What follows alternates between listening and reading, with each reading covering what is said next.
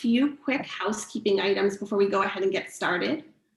So first, all attendees are currently on mute. In a moment, you'll hear from Laurie Garduki of the MacArthur Foundation, and then Emily Bazelon of the New York Times will begin the panel discussion. We'll then open the line to all attendees for questions.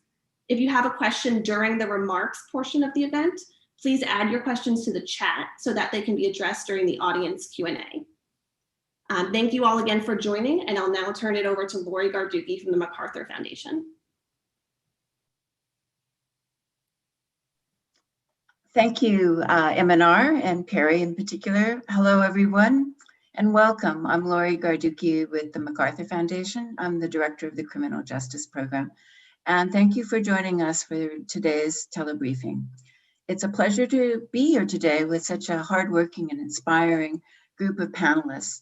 Everyone here is brought together by commitment to transforming our criminal justice systems. Today, you'll be hearing from Beverly Halbert, the district defender at the Missouri State Public Defender's Office, Beth Hubner, professor in the Department of Criminology and Criminal Justice at the University of Missouri at St. Louis, Wesley Bell, prosecuting attorney for St. Louis County, Keith Smalls, a previously incarcerated individual who is a representative on the Charleston County Criminal Justice Coordinating Council, Christy Danford, project director of the Charleston County Criminal Justice Coordinating Council, and Reagan Daly, research director at City University of New York Institute for State and Local Governance. And I would like to thank Emily Bazelon, staff writer at the New York Times Magazine and author of the book Charge, for being with us today to moderate this panel discussion. So just a few historical notes to set the scene. In 2015, the MacArthur Foundation launched the Safety and Justice Challenge. At that time, jail populations had more than tripled since the 1980s, and the misuse and overuse of jails was one of the greatest drivers of mass incarceration in the United States and was having particularly dire impacts on low-income people and communities of color. Through the Safety and Justice Challenge, the foundation wanted to spur local leaders to address over-incarceration and racial and ethnic disparities. We also wanted to form a network of jurisdictions that could model and inspire effective local criminal justice reforms for the nation. Now, more than 5 years into the Safety and Justice Challenge, it has grown into a collaborative network of 51 cities and counties across 32 states. All of those cities and counties, including Charleston County and St. Louis County, which are represented here today, are implementing evidence-based solutions to safely reduce their jail population, advance racial equity, and eliminate ineffective, inefficient, and unfair and unsafe practices. Since 2015, the Foundation's investments in communities throughout the country through the challenge have increased to over $200 million. And today, I'm excited to announce an additional $18 million in grants to support 15 cities and counties in deepening their work to reduce over-incarceration and advance racial equity and their local criminal justice systems. Today, the Institute for State and Local Governance is also releasing a comprehensive report on 11 jurisdictions that were originally awarded grants through the Safety and Justice Challenge in 2016.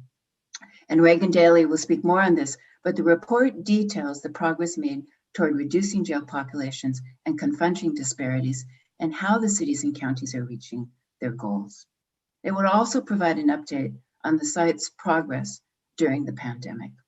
My hope is that this report and the full body of research supported by the Safety and Justice Challenge continues to not only shine a light on the problems we must address, but also inspires and informs change across the country. I am proud of what those involved in the Safety and Justice Challenge have accomplished. Yet I also know there's a great deal of hard work that lies ahead when it comes to making local criminal justice systems more fair, just, and equitable for all. While the Safety and Justice Challenge has helped safely reduce ineffective and harmful use of jails, we've also learned that jail population reduction efforts alone do not undo the racial inequities perpetuated by an unjust system and our nation's history of systemic racism. We must confront the devastating impacts of a system that over-polices and over-incarcerates people of color and most deeply impacts Black, Indigenous, and Latinx people. The MacArthur Foundation is committed to supporting cities and counties as they work to define and realize true safety in a way that is inclusive of all people and communities. We must reduce the reflexive, routine, and almost mechanical overuse of jails that is fueling mass incarceration. But we also must aim to change legal justice attitudes and mindsets. We want to change not just the decisions being made, but the way those decisions are approached, the values driving them, the interests consulted, and the voices heard. Success as we see it would mean not just fewer people in local jails. It would mean local justice systems that have been opened up and that truly recognize people's humanity and treat all people fairly and equitably. This is hard and complex work, but this vision is achievable. And this panel today can speak to those challenges and the ways to overcome the barriers. The safety and justice challenge is proving it's possible and modeling change for the nation. And with that, thank you all for your time. And it is now my pleasure to turn it over to Emily to begin the Q&A with our panel. Thank you. Thank you, Laurie. Thanks so much for those important remarks. This is really important work involving reducing the jail population in the United States, which is huge. We have nearly 11 million people in jail in the country. And in a lot of parts of the country, the jail population has reached crisis levels. In this time of the pandemic and COVID, there's been a particularly urgent call to try to reduce the size of jail populations whenever possible. And in that context, it's always important to remember that 75% of the people held in our jails are being held for nonviolent offenses, and about 60% are presumed innocent. In other words, they're awaiting trial. So we have an amazing panel here with folks from St. Louis and folks from Charleston representing an array of viewpoints. I wanted to start with Reagan, who I think has a kind of sense of the national overview and the key takeaways from this report. So Reagan, what are the key takeaways of the report? Sure, thank you. And I'm very excited to be here on this panel. So I think, I mean, if you're looking across the reports that we released, for big picture takeaways. So I think the main thing to take away is that we have seen a lot of progress in our sites. This progress started before the pandemic. We've seen even more dramatic reductions in jail populations since then. And I wanna, I think, highlight a few key findings that have emerged that are worth noting for the group. The first is that jail populations are down in SJC sites. We looked in our first report at progress that was made during the first 3 years of implementation, and across sites, the jail population has gone down 18%. It's down 19% among the pretrial population. And since the pandemic, for all of the harm that it has caused in terms of criminal justice outcomes, we've seen even more substantial reductions in the jail populations in our sites since last year.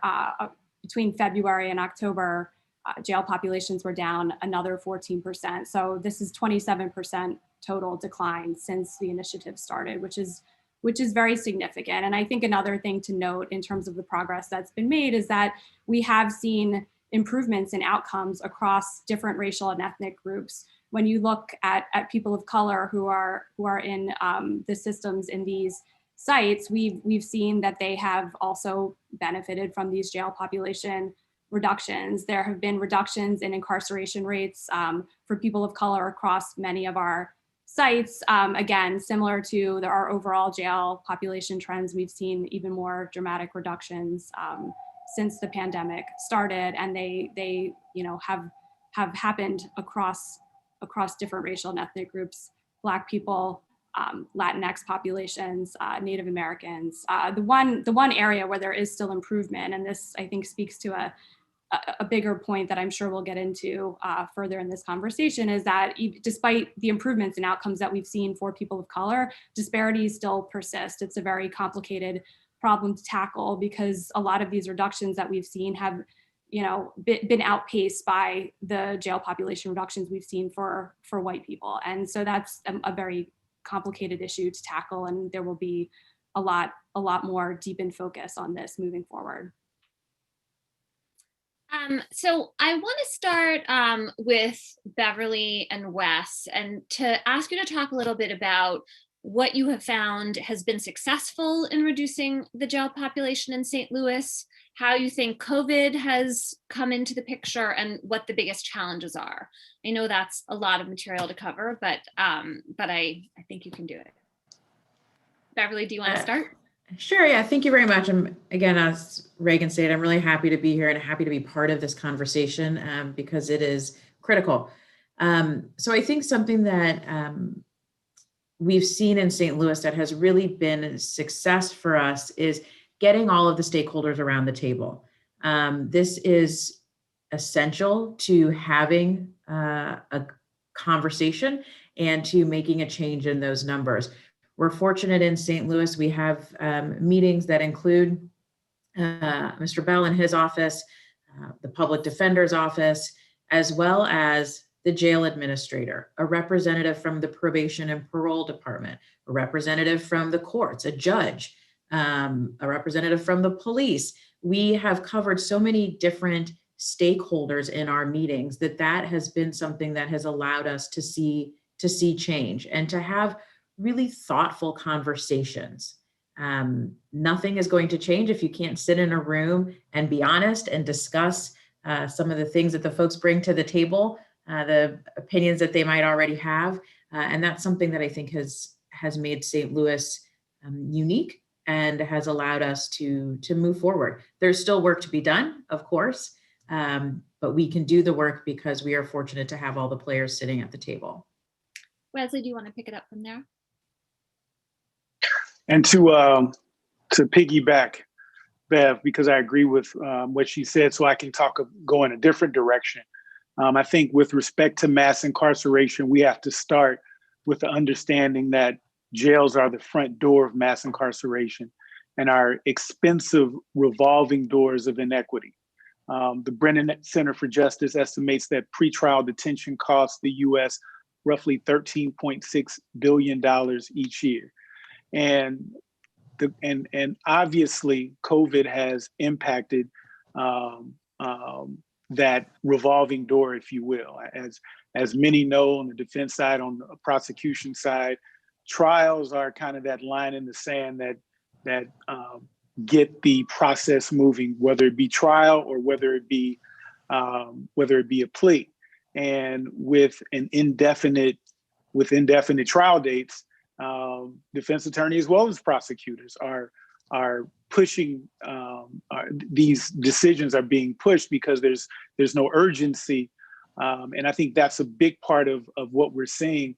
But to Bev's point, we understand that there's a lot of things that we've done by working collaboratively, but there's a lot more that we need to do. Because we're focusing on the importance of bringing in different stakeholders to this work, Keith, I was wondering if you could talk a little bit about your perspective on that in Charleston and what it's like as someone affecting people directly impacted by the criminal justice system to take part in this. What do you see as the key things that cities and systems should focus on? Well, I mean, I think one of the key things is definitely community engagement. I mean, those are the ones who are mostly impacted by, the criminal justice system and all the deficiencies within it, racially.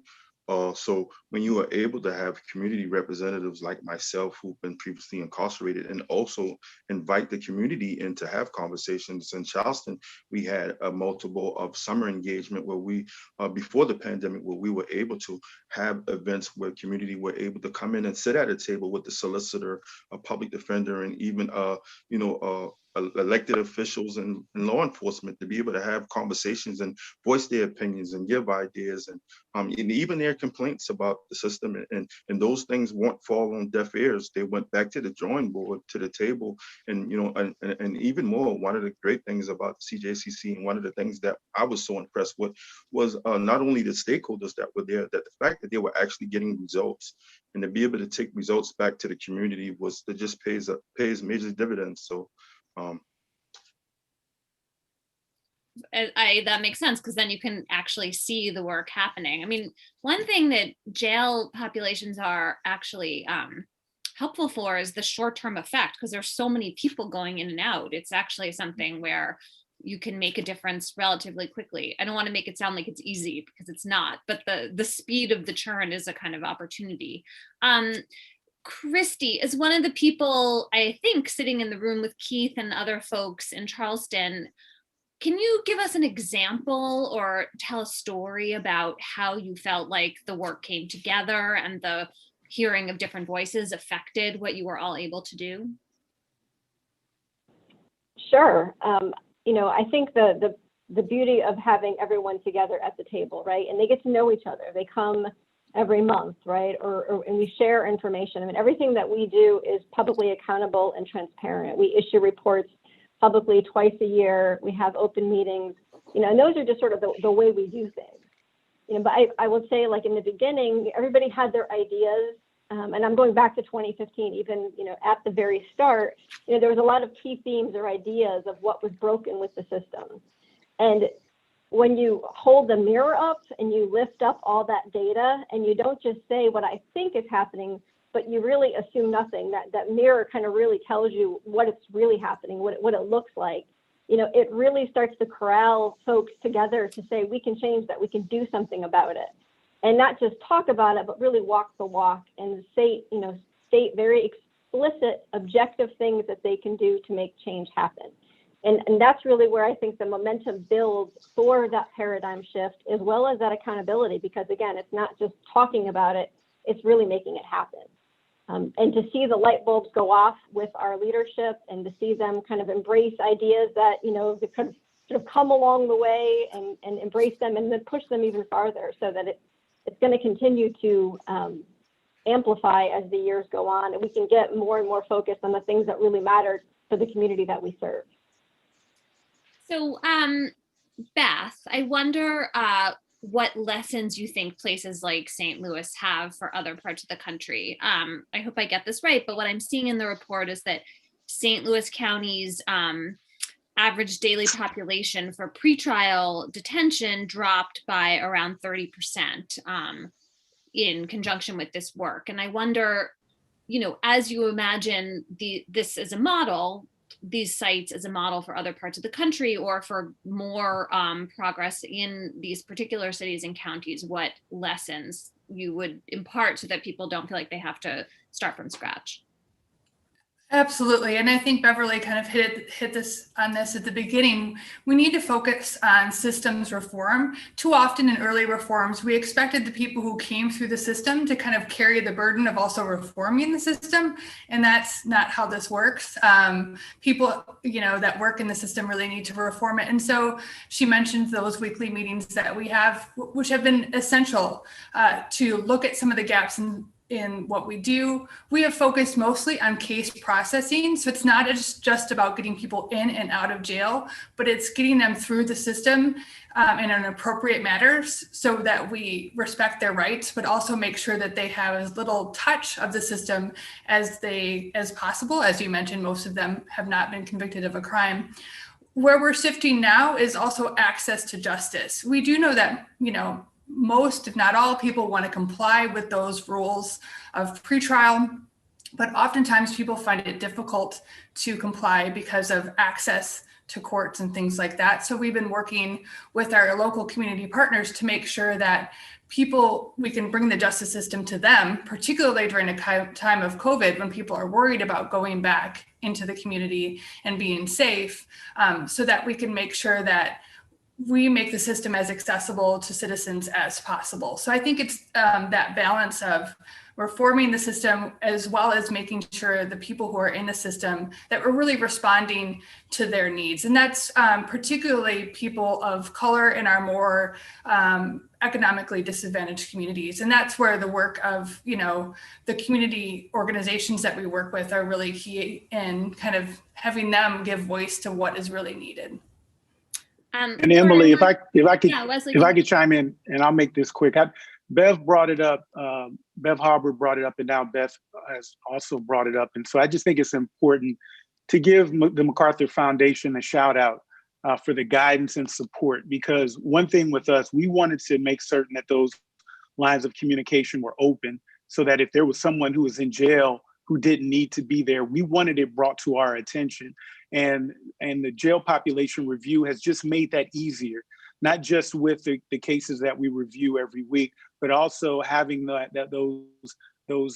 avenue, that vehicle set up to where it's easy for the public defenders or defense counsel or anyone to bring that to our attention so that we can address it. That's one thing that I've noticed observing MacArthur's work in the cities that you're representing and other cities is that the grant gives everyone like a reason to take part in this, including people in the system who, may be perfectly satisfied with the status quo and not super interested in changing it, but they have to sit down and be there once the grant has been accepted. And I think that is, it's a carrot, I guess, instead of a stick, but it's interesting to think about that dynamic. Laurie, I'm sure that's a consideration in your work as you think about where to go. And I wonder, what lessons you see as you look forward to expanding this work. Well, to your point, when we launched the challenge, there hadn't been that much emphasis, as Leslie said, to the gateway to mass incarceration through the jails, and that the focus had been 5 years ago more on sentencing reform, conditions of confinement, and re-entry. And our aim was to actually deflect or divert or to reduce contact with the system as much as possible and shorten the amount of time, find out what the gates and chutes were. And we knew it would require collaboration among all the system stakeholders, and we knew they had to have the data and information and infrastructure in place to bring the stakeholders together, and they needed to consult with the community, and that the people closest to the problem were going to be able to come up with the solutions. So we literally ran a competitive application process and then provided the scaffolding that was needed to ensure that people had the tools, the training, and the technical assistance they needed to both engage the community, look at their data, identify the strategies that were needed to address the drivers of over-incarceration and racial and ethnic disparities. It has been a bumpy road. There are challenges. The participation of all the stakeholders across all of the sectors hasn't perhaps been as robust as we would like. There have been some easy wins. The tough challenges with respect to racial and ethnic disparities remain. But by looking at it at each decision point and what each system stakeholder's contribution is to driving and then thinking about it, some of the changes, Emily, are sort of startling, like automated court reminder systems, having public defenders at first appearance, reconsidering money bail, having second looks in terms of some of those bail decisions, connecting people with programs and services, co-responder models. But it also impressed upon us how these are local problems that require local solutions, because criminal justice system operates at the discretion of those lawmakers. So you still have justice by geography in this country. So that was why it was so important to us to build an array, if you will, of criminal justice systems participating in our work, from large systems of 140 beds in their jail to very large systems such as New York, Houston, Chicago, to say wherever you start, you can reduce your jail population. And so there's no reason why a system should back out of this. They should, I hope, be inspired and mobilized by what we've learned, especially in light of the public health and public safety issues that confront us today. But they are going to have to go deep, and it will take time.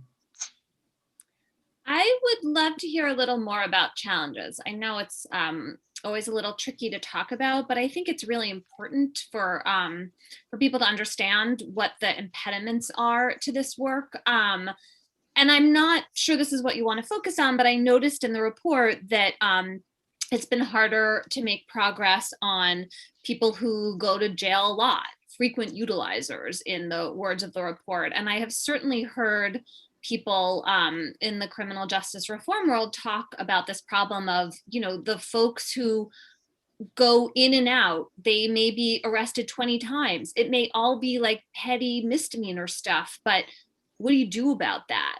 That seems like a hard challenge to me. And then the other thing that that I thought was really interesting is that the length of stay per person seems to be increasing in some of these cities and counties, but it's not clear whether that's good or bad, because does it mean that a lot of the people who were doing short stays just aren't there anymore at all, which would be an example of the kinds of benefits Laurie's talking about in reducing contact? Or does it mean that people are being booked and staying for weeks when really they should get out much faster? So I would love to hear from maybe Beverly first about this, if that works for you. Sure. I mean, I think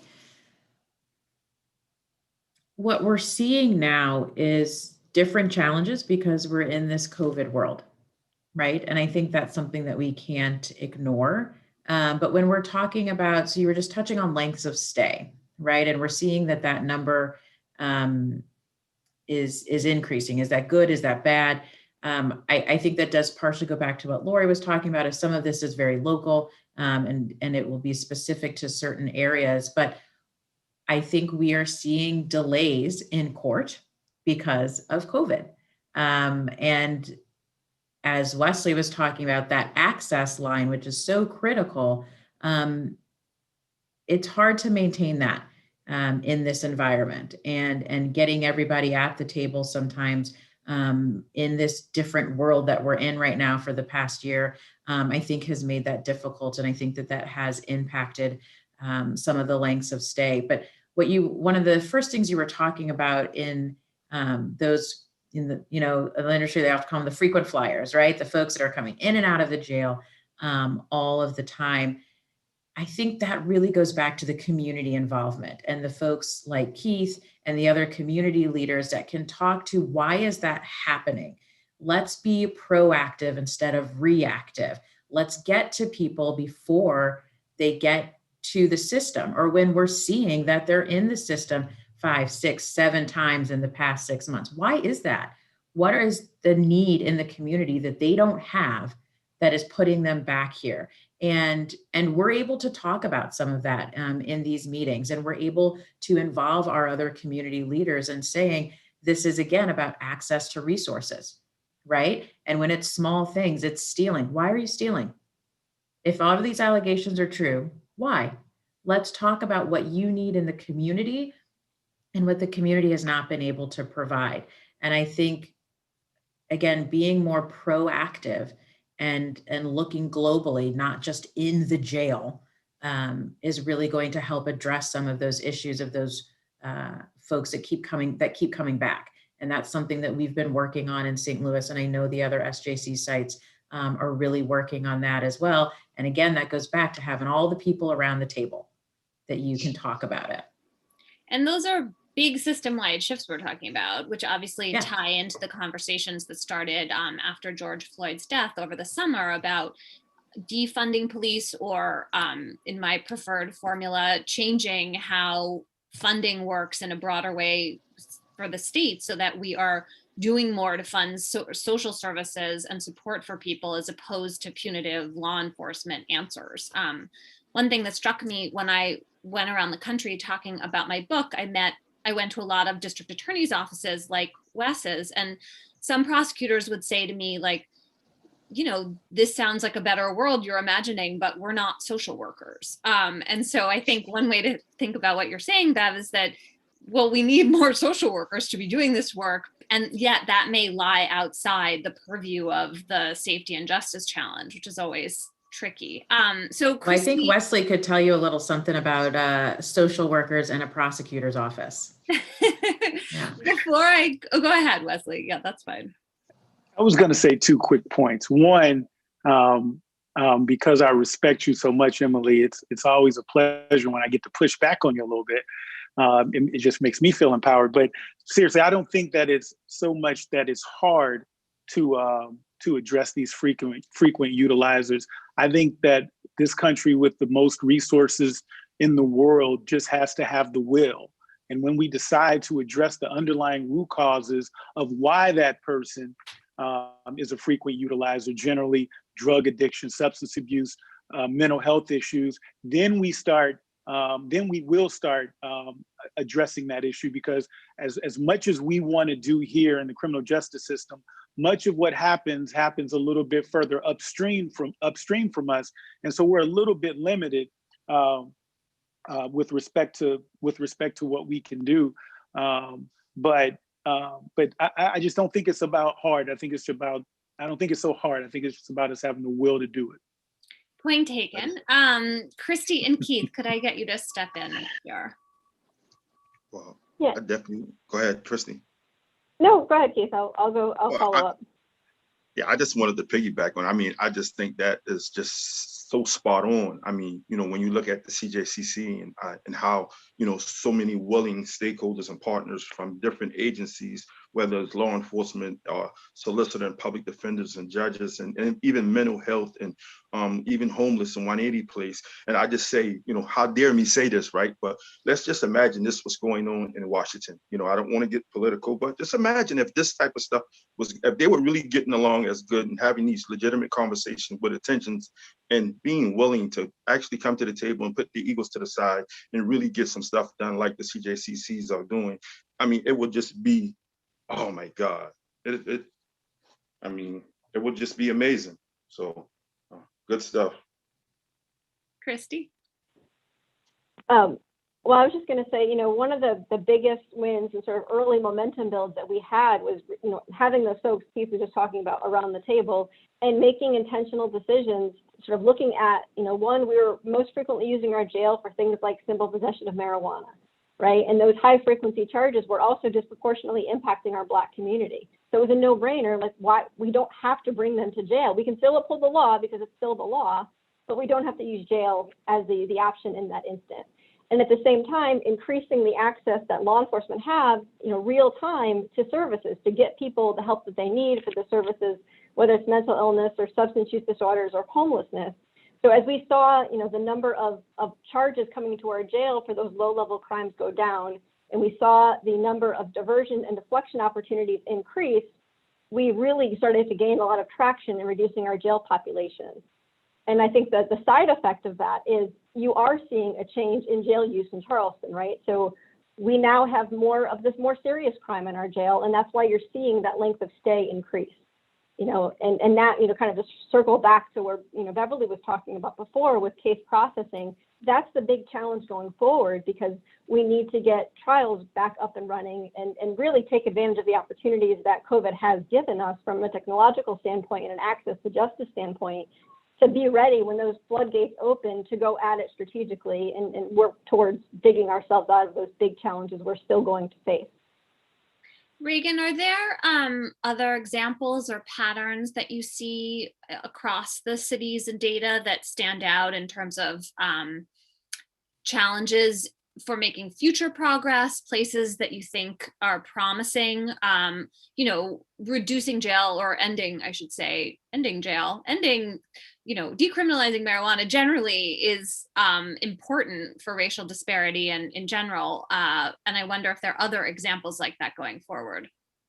I mean, I think the things that jump out to me from these reports are some of the same things you've already highlighted. I mean, the length of stay is a big driver of our jail populations, in particular among felony cases. And we've seen consistently in our work and in the reports that we've produced a lot more progress in reducing the representation of misdemeanors in the jail than we have felonies. Now, that's a great thing, because arguably, those are folks who shouldn't have touched the jail in the first place, and they shouldn't be there. That's great progress. But we've also seen in our sites that length of stay it is a big driver of jail population numbers. And felony cases are the ones that tend to stay longer. They take longer to process, and there's arguably still room for improvement and room for work to address those populations. And the amount of time that they spend in the jail, length of stay is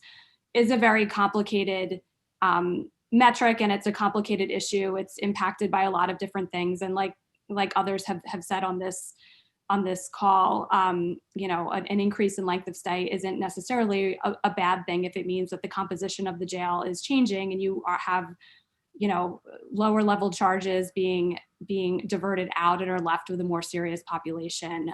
But that, you know, felonies and length of stay are the two areas that I would highlight as areas where we, you know, have more opportunities for work. And I know case processing is a focus of a lot of our sites and has been, and we're starting to see more strategies roll out in that area. So I'm hoping and thinking that we'll see more impacts on that trend in the coming months and years. Last question before we turn to Q&A from people who are listening. Beth, are there insights about case processing or some of these other issues that you want to highlight? Yeah, absolutely. I think, you know, and most of it has already been said, is in terms of this, you know, case processing and looking at length of stay, it's kind of like this double-edged sword. But, you know, that's really where we see, at least in our data, the racial disparities is with that length of stay. And again, that goes back to access to justice. We really want to make sure, like Beverly has been fantastic in offering up some of her attorneys, and we've used grant money to have attorneys at first appearance to make sure people are represented. They know what their rights are. They know when to come back to court and things like that. That's where we see a lot of these frequent utilizers, as well as, again, it's not always for subsequent crime. I think it's also because people don't know how to comply. They don't know when their court date is. They don't know how to get there. We've been working with some community organizations, including the Bail Project and the St. Louis County Library, to have places in the community where people can check in instead of going to court during this time. So I think that's really one of the key things to look at. It is not always why people come back to jail is criminal behavior, but it's because people are just unclear on how to comply with the law, because it's difficult. And many of these spaces are not trauma informed. And so that's why I think we always need to, you know, again, flip that mirror on the system itself and say, what could we do better to respond to the people who enter our system? So I think that's where a lot of the work needs to come in these coming years for all of us, particularly during a time of COVID-19, where we know we're going to have to restructure our systems once things open again. I think this is an opportunity to really to look at ourselves closely. Thank you for that. Okay, so we're going to open up to you, the audience, for questions. To ask a question, you can either type it into the chat box and we'll read it out loud, or you can click the raise hand feature, and then we'll call on folks to unmute themselves and you can get your question heard that way. When you ask a question, please state your name and the media outlet that you are from. And I just want to give a reminder that today's event is on the record. So with that, I'm going to turn the Q&A over to Perry Sachs, who is monitoring the various channels. Hi, everyone. Yes, as Emily said, there are two ways you can ask a question, either through the chat feature or the raise hand feature. So we'll give folks a minute to ask their questions and then call on folks.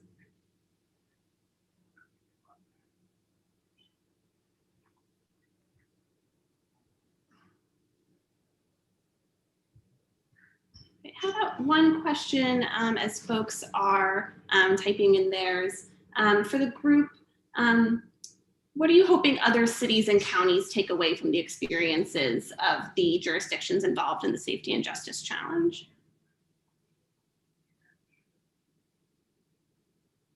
Maybe Laurie, to start there.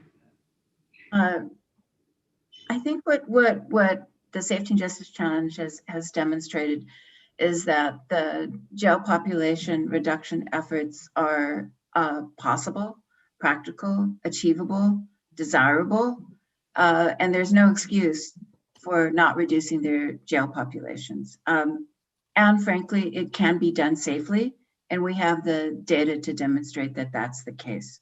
So I know there's been a backlash to some of the reform efforts, but when we've taken a closer look at the data that we have with the Safety and Justice Challenge, it's been easy to debunk those stereotypes and urban myths with respect to the dangerousness of people who can safely remain in the community and are unnecessarily detained, or that people who are detained for low-level offenses need to be taught a lesson.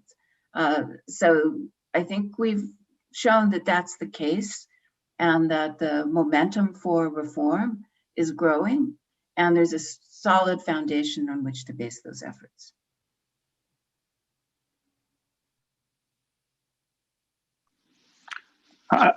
I'll jump in. I agree with everything that Laurie said. In addition, I would emphasize how important tracking your data is, because unless you have the data to prove what you're saying is working and accurate, you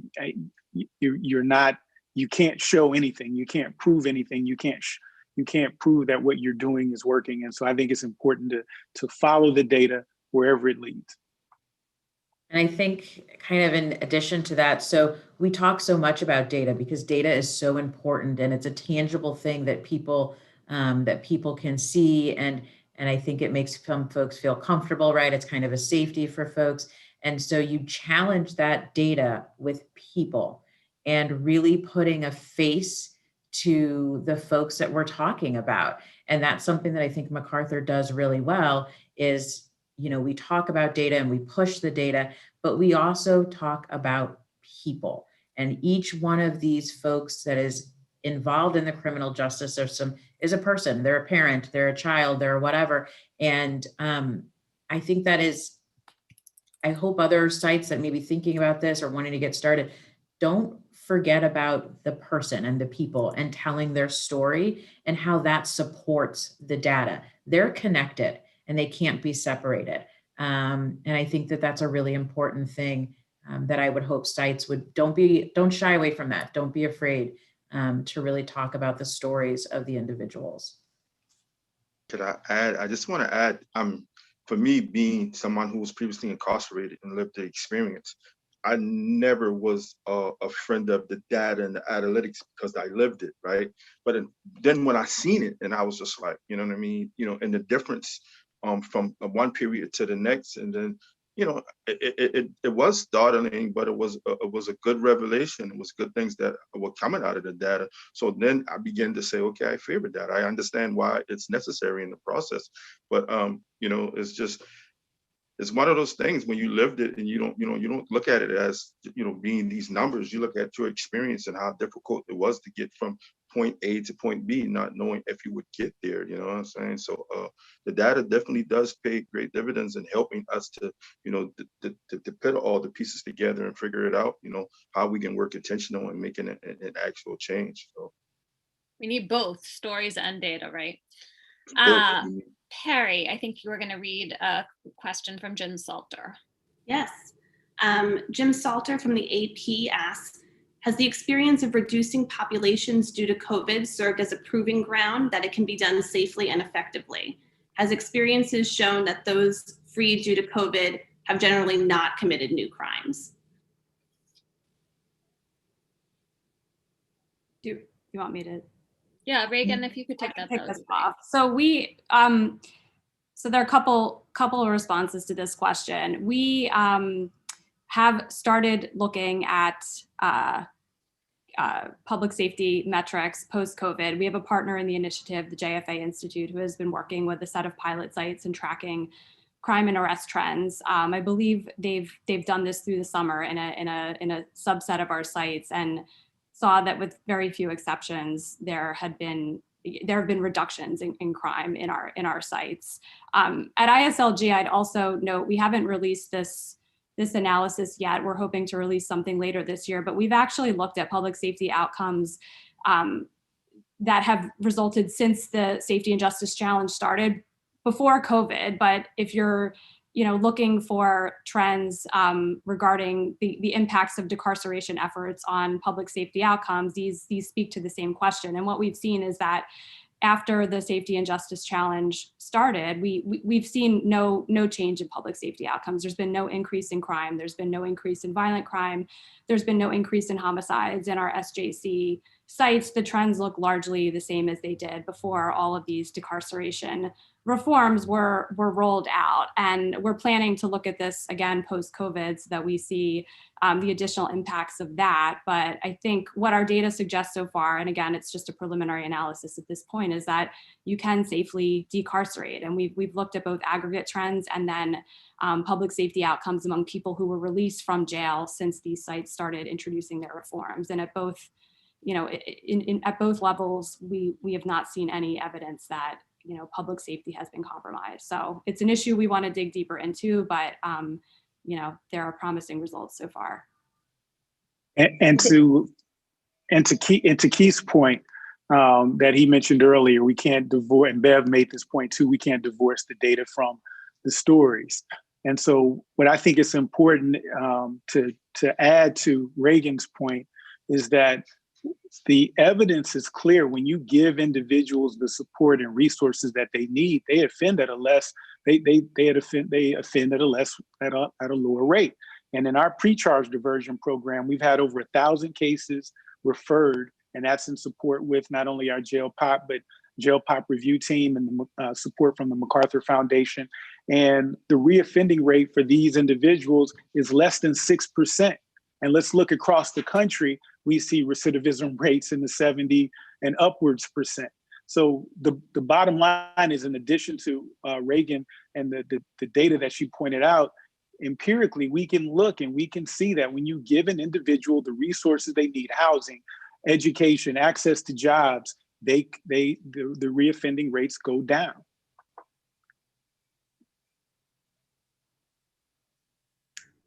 Thank you all.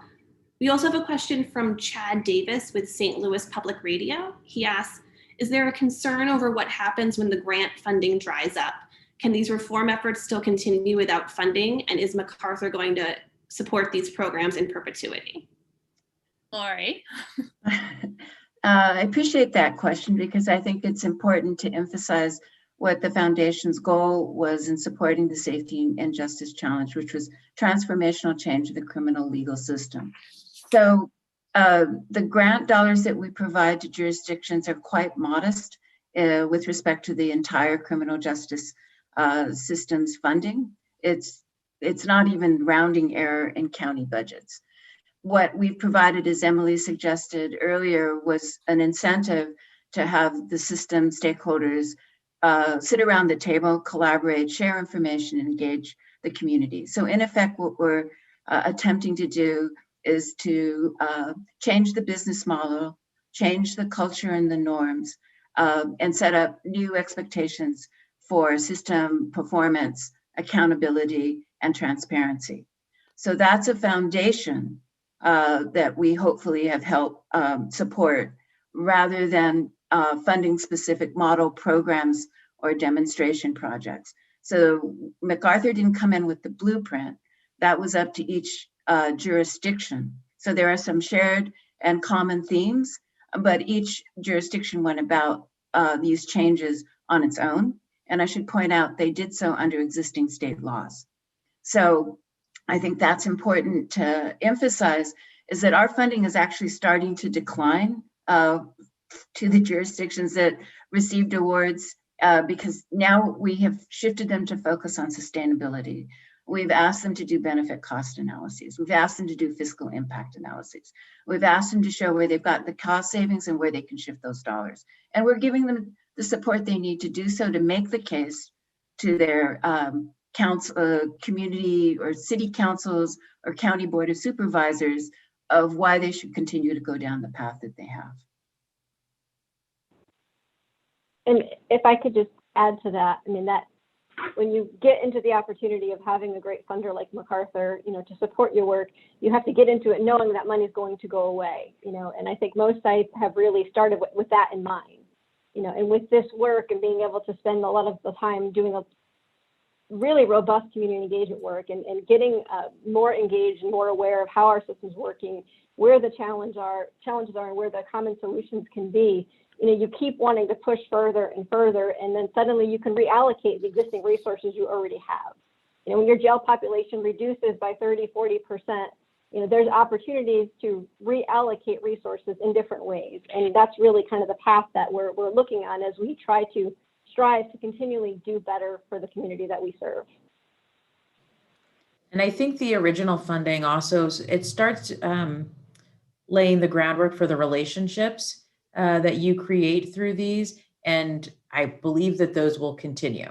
The lines of communication have now been open, and the different stakeholders have now been identified, and that will continue. That work is not going to end whenever the funding, decreases or the funding ends. I believe those relationships will continue to help us move forward. I like that. Oh, sorry, go ahead. I was going to say there's also a political component to this. If we continue to show good outcomes and positive outcomes, then those controlling the purse strings, I should say, are going to be compelled to know that they have to have skin in the game and fund these programs when we show that they have been working over now, of course, of several years. That is a good point and a good optimistic note to end on, and also a reminder that this is work that needs to continue over the long term. I just want to say thank you to this fabulous panel for your time and your careful thought, and thank you for the great questions. And if you have more questions you want to follow up with individual people on the panel, feel free to reach out to the staff that invited you to the event. And I'm just going to turn this back to Perry to close us out. Wonderful. Thank you again to our panelists and to everyone on the line and those joining via live stream. This has been a great conversation. Again, for the reporters on the line, if you have additional questions or would like to speak to anyone separately, feel free to reach out to the person who invited you. And thank you again to everyone, and have a great day.